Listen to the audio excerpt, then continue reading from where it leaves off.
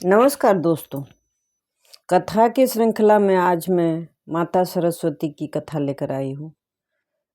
सरस्वती पूजा आने ही वाली है और यह माघ मास के शुक्ल पंचमी को मनाई जाती है, जिसे वसंत पंचमी भी कहते हैं। इस दिन से ही महसूस होने लगता है, वसंत का आगमन हो जाता है। फूल फल में मंजरी और कलियां आने लगती हैं और वातावरण बहुत ही मोहक हो जाता है और बहुत ही सुंदर वातावरण होता है। ये वसंत का जो आगमन होता है यह बहुत ही सुगंधित और मादक होता है। आम की मंजरियों में जो गंध होता है वह बहुत ही अच्छा होता है और सभी फूल फल खिलने लगते हैं और धीरे धीरे इन्हीं मंजरियों में जब फल आते हैं तो आम, कटहल आदि अनेक गर्मी के फल के मौसम की शुरुआत होती है। बेर भी अभी बहुत ज़्यादा फलते हैं। ये सारे फल सरस्वती माता को चढ़ते भी हैं, बेर चढ़ते हैं और भी जितने सीजन के फल हैं सब उन्हें चढ़ाए जाते हैं। तो आज उनकी हम कथा देख लेते हैं कि क्या कथा है और उनका जन्म कैसे हुआ और किस कारण से जन्म हुआ।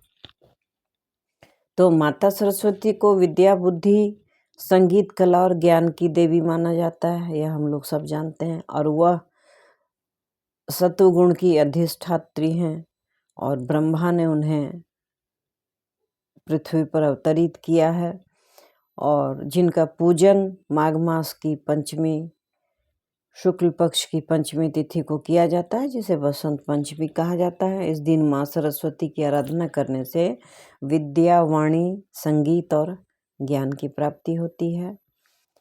सरस्वती पूजा की कथा प्राचीन ग्रंथों में और पुराणों में विस्तृत रूप से वर्णित है। इसमें बताया गया है कि कैसे माँ सरस्वती का प्राकट्य हुआ और वे ब्रह्मांड की ज्ञान स्वरूपा बनी। सरस्वती माता का जन्म और महत्व। ब्रह्मा द्वारा माँ सरस्वती की उत्पत्ति हुई। सृष्टि की रचना के आरंभ में जब ब्रह्मा जी ने समस्त ब्रह्मांड की रचना कर दी और चराचर जगत की रचना की, तब उन्हें अनुभव हुआ कि कहीं कुछ लोप है। सारे जीव और जीवों का निर्माण हो गया था, लेकिन कहीं उनमें सुर, ताल, लय की कमी थी, वाणी की कमी थी। सभी चुप थे, सभी शांत थे और एक दूसरे से संवाद आदान प्रदान नहीं कर पा रहे थे। तो उन्हें बहुत ही चिंता हुई कि आखिर अपने विचार और अपनी बातें कैसे एक दूसरे के सामने रखेंगे। इसके लिए वाणी होनी चाहिए और स्वर होना चाहिए, सुर ताल होना चाहिए। तो इसके लिए उन्होंने देखा जब कि संगीतमय लय, ज्ञान और वाणी का अभाव है, चारों ओर मौन और नीरवता है। इस समस्या के समाधान हेतु उन्होंने अपने कमंडल से जल निकाला और छिड़काव किया और एक दिव्य शक्ति उससे प्रकट हुई। इसीलिए सरस्वती को ब्रह्मा की पुत्री भी माना जाता है। थोड़ा विवाद है, ब्रह्मा की पुत्री माना जाता है क्योंकि उन्होंने अपने कमंडल के जल से उनका निर्माण किया था, लेकिन जब वह प्रकट हुई थी तो वह उनका जो व्यक्तित्व था और उनका जो सौंदर्य था वह सादा होते हुए भी अपूर्व सौंदर्य उनका था, जिन्होंने ब्रह्मा के ही मन को डगमगा दिया था और वह आसक्त होने लगे थे। तब देवी भगवत सरस्वती ने उन्हें जताया, महसूस करवाया कि नहीं, उनका जन्म जो है वह सुर, ताल, लय और सात्विकता के लिए हुआ है और उन्हें वैराग्य रूप धारण करना है, उन्हें सांसारिकता का मोह नहीं करना है। इसीलिए वह सांसारिक रूप में प्रकट नहीं हो सकती और वैराग्य धारण करना है। तब जाकर ब्रह्मा को एहसास हुआ और वह फिर यही थोड़ा सा विवाद है। अब कितनी सत्यता है इसका मैं दावा नहीं करती। यह शक्ति 4 भुजाओं वाली एवं सुंदर देवी के रूप में प्रकट हुई। उनके एक हाथ में वीणा, दूसरे में वेद, तीसरे में माला और चौथा हाथ जो था वरद मुद्रा में था, आशीर्वाद की मुद्रा में था। यह देवी माँ सरस्वती जो सृष्टि को वाणी, संगीत और ज्ञान प्रदान करने के लिए अवतरित हुई थी। जैसे ही देवी ने अपनी वीणा का नाद किया, संपूर्ण संसार में संगीत, ध्वनि, स्वर और वाणी की लहर दौड़ गई। पक्षियों का कलरव गूंज उठा, नदियां कलकल करने लगी, वायु का प्रवाह मधुर हो गया। इस प्रकार संसार में वाणी और ज्ञान का संचार हुआ। ब्रह्मा जी ने माँ सरस्वती को विद्या और संगीत की देवी घोषित कर दिया और उन्हें सृष्टि में बुद्धि, ज्ञान, विवेक और शिक्षा का दायित्व सौंप दिया। सरस्वती देवी और ब्रह्मा की कथा, यही थोड़ा सा विवाद वाली कथा है, लेकिन कथा है, कहनी पड़ेगी। एक अन्य कथा के अनुसार ब्रह्मा जी ने जब सरस्वती को उत्पन्न किया तो वे अत्यंत सुंदर थी। ब्रह्मा जी ने उनके रूप सौंदर्य पर जब नजर डाली तो वह मोहित हो गए और उनकी ओर आकर्षित होने लगे। यह देखकर माँ सरस्वती अत्यंत लज्जित हुई और उन्हें इस मोह से मुक्त होने का उपदेश दिया।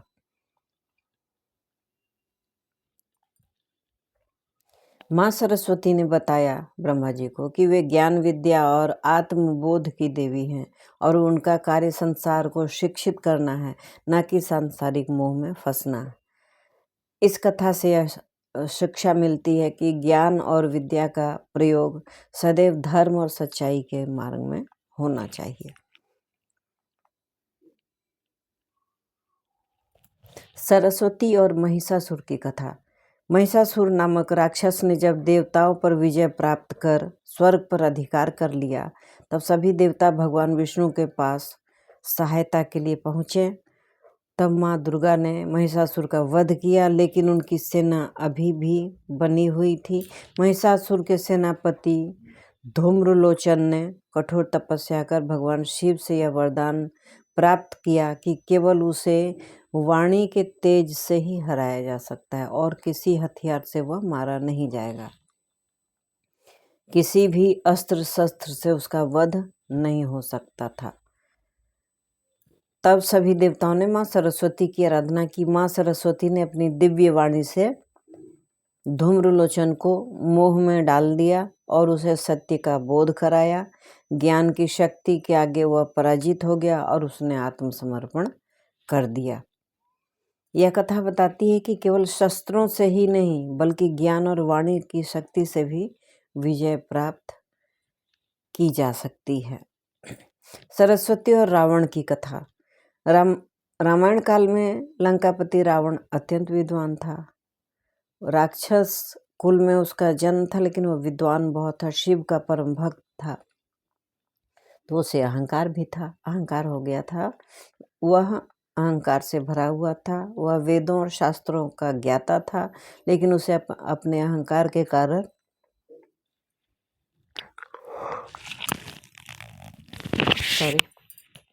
अधर्म के मार्ग पर चल पड़ा था। जब उसने माता सीता का हरण किया और उन्हें लंका ले गया, तब उसने शिव तांडव स्तोत्र की रचना की और वह भगवान शिव, उसने सोचा कि विद्या बुद्धि से भगवान शिव को प्रसन्न कर लेगा और अमरत्व प्राप्त कर लेगा। देवताओं ने माँ सरस्वती से प्रार्थना की कि वे रावण की बुद्धि को मोड़ दें। माँ सरस्वती ने रावण की बुद्धि को ऐसे प्रभावित किया कि वह अपने अहंकार में और बढ़ता गया और धीरे धीरे उसका विनाश निश्चित हो गया। यह कथा यह शिक्षा देती है कि ज्ञान का सही प्रयोग आवश्यक है, अन्यथा विद्या और बुद्धि भी विनाश का कारण बन जाती है। बसंत पंचमी और सरस्वती पूजा का महत्व। इसके पहले एक और कथा छोटी सी मैं कह लूँ।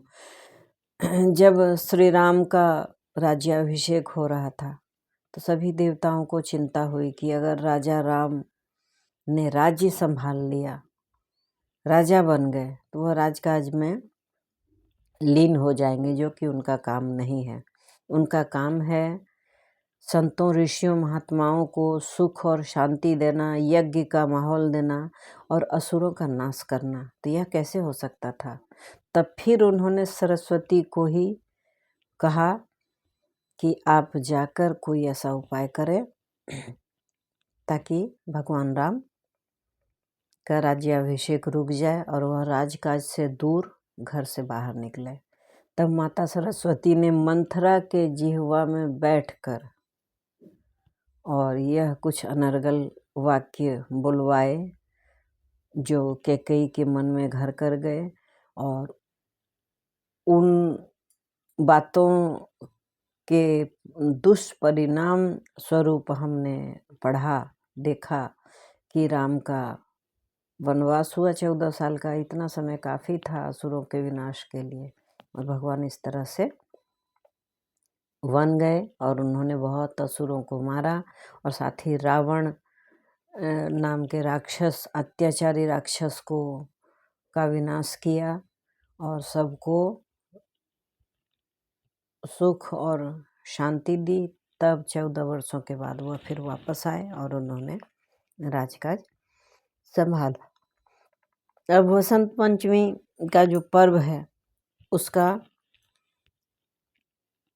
और सरस्वती पूजा का महत्व। बसंत पंचमी का पर्व जो है माघ मास की पंचमी तिथि को मनाया जाता है और यह शुक्ल पक्ष में आता है। इसे ज्ञान और विद्या का उत्सव कहा जाता है।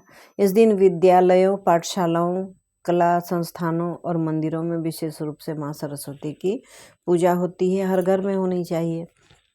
हर घर में बालक पढ़ने वाले होते हैं और पढ़ाने वाले भी गुरुजन होते हैं, और संगीत और गीत वाले भी श्रोता, गायन करने वाले भी होते हैं। सबको माँ सरस्वती की कृपा की आवश्यकता होती है। लोग पीले वस्त्र धारण करते हैं और वसंत ऋतु के आगमन का प्रतीक है यह रंग। बच्चे इस दिन अपनी शिक्षा की शुरुआत करते हैं। स्कूलों में खासकर छोटे बच्चों को इसी दिन एडमिशन करवाया जाता है और माना जाता है कि माँ सरस्वती की असीम कृपा से बालक पढ़ेगा, लिखेगा और विद्वान बनेगा। बच्चे इस दिन शिक्षा की शुरुआत करते हैं जिसे अक्षरारंभ कहते हैं। अक्षर का आरंभ अक्षरारंभ कहते हैं। सरस्वती पूजा की विधि: प्रातःकाल स्नान कर स्वच्छ वस्त्र धारण करें। पीले रंग के वस्त्र पहने क्योंकि यह रंग ज्ञान और ऊर्जा का प्रतीक है। माँ सरस्वती की मूर्ति या चित्र स्थापित करें।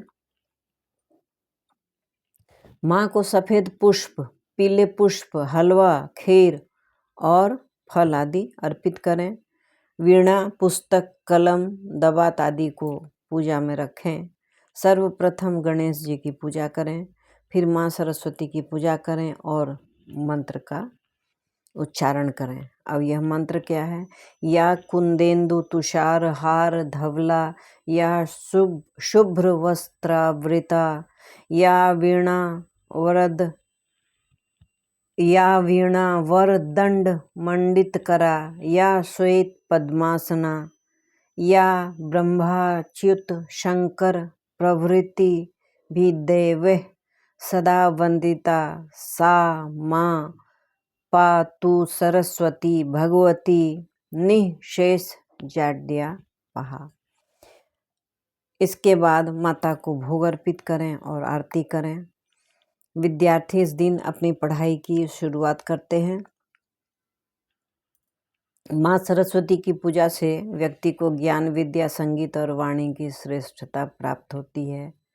हमारे देश में लता मंगेशकर को सरस्वती का वरदान प्राप्त था और उनके गले में ऐसा ही लगता था कि जैसे सरस्वती का निवास हो, और उनका जो देहावसान हुआ वह सरस्वती माता के पूजन के दूसरे दिन, जब विसर्जन होता है सरस्वती माता का की मूर्ति का, उस दिन ही उनका भी विसर्जन हुआ था। इसको भी लोग सरस्वती माता से जोड़कर देखते हैं, और वह तो स्वर कोकिला थी ही, और ऐसा लगता था कि सरस्वती माता ही पृथ्वी पर लता के रूप में उतर आई हैं। माँ सरस्वती के आशीर्वाद मिलने से जीवन में सच्चा मार्गदर्शन प्राप्त होता है। इस कथा से हमें क्या शिक्षा मिलती है? यही कि ज्ञान का सदुपयोग ही व्यक्ति को महान बनाता है। केवल विद्या अर्जित करना पर्याप्त नहीं है, बल्कि उसका सही दिशा में उपयोग करना ही सच्ची भक्ति और सफलता की कुंजी है। सरस्वती पूजा जो है न केवल एक धार्मिक अनुष्ठान है, बल्कि यह ज्ञान, विवेक और संस्कृति के प्रति श्रद्धा प्रकट करने का पर्व है। अगर यह कहानी और पूजन विधि आपको पसंद आई तो इसे लाइक करें, ज़्यादा से ज़्यादा शेयर करें। एक्चुअल में कहानी क्या कही जाती है, यही कहानी महत्वपूर्ण है, और कैसे पूजा करते हैं, पूजन की विधि भी जानना जरूरी है। बहुत ही सादगी के साथ इनकी पूजा होती है। सफ़ेद वस्त्र या पीले वस्त्र धारण करके, और सफ़ेद वस्त्र तथा पीले फूल चढ़ाकर माता की पूजा की जाती है। पुस्तकों की पूजा, वाद्य यंत्रों की पूजा इस दिन होती है।